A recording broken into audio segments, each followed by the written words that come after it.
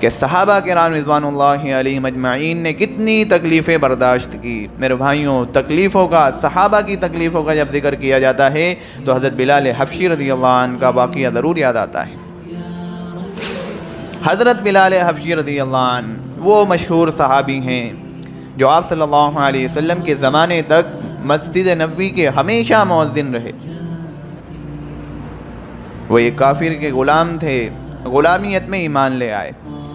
جب ان کے مالک کو پتہ چلا تو تکلیفیں دینا شروع کی۔ ایک تو غلام اور پھر غلامیت میں اسلامیت، اس لیے اور تکلیفیں دی جاتی تھی۔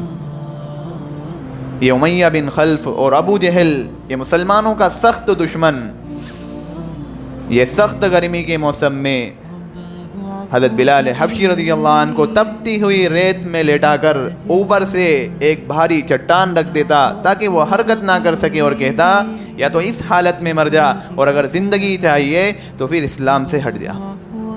لیکن حضرت بلال حبشی رضی اللہ عنہ وہ اس حالت میں بھی تپتی ہوئی ریت پر لیٹے ہوئے ہیں، بدن جل رہا ہے، اوپر سے پتھر کی چٹان رکھی ہوئی ہے، لیکن احد احد احد احد نکل رہا ہے کہ معبود تو صرف ایک ہے، جس کی پرستش کی جائے وہ ہستی صرف ایک ہے۔ راتوں کو زنجیروں میں باندھ کر کوڑے لگائے جاتے، اور پھر اگلے دن صبح کو ان کوڑوں کی وجہ سے جو زخم آتے، ان زخموں کو تپتی ہوئی ریت پر رکھ کر اور زخمی کیا جاتا تھا۔ یہ حالتیں دیکھ کر حضرت ابو بکر صدیق رضی اللہ عنہ نے ان کو خرید کر آزاد کر دیا۔ عرب کی جو بت پرست لوگ تھے، جو ہر وقت اپنے پاس ایک بت رکھا کرتے تھے، سفر میں، حضر میں ان کے پاس ایک بت ہوتا تھا، اور وہ اس بت کو اپنا معبود سمجھتے تھے۔ اب ان کے لیے جب اسلام کی تعلیم آئی تو اسلام کی تعلیم توحید کی تعلیم تھی، اس لیے جو بھی اسلام لاتا تو وہ ان کو سخت سے سخت تکلیف دیتے، اپنا پورا زور لگا دیتے۔ حضرت بلال حبشی رضی اللہ عنہ کو بھی اسی لیے سخت سے سخت تکلیفیں دی گئی، اور پھر حضرت بلال حبشی رضی اللہ عنہ کو بھی اس کا صلہ ملا کہ دربار رسالت میں ہمیشہ مؤذن رہے۔ سفر میں، حضر میں ہمیشہ اذان کی ڈیوٹی ان کے ذمہ ہوتی تھی۔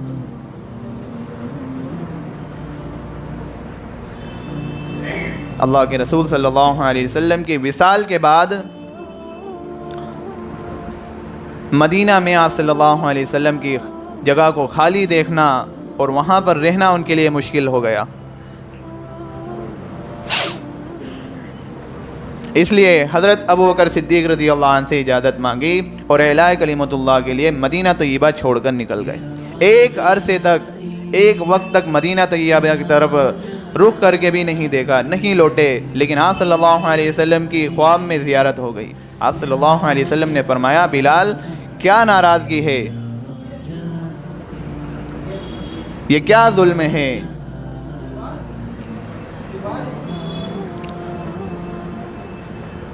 کہ تم ہمارے پاس آتے نہیں؟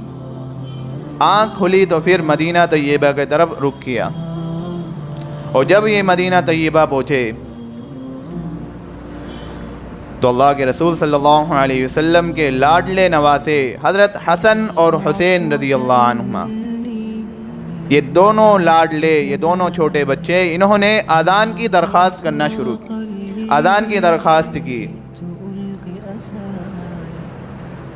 اور لاڈلوں کی درخواست بھی ایسی نہیں تھی کہ جس پر انکار کیا جائے۔ حضرت بلال حبشی رضی اللہ عنہ نے اذان دینا شروع کی۔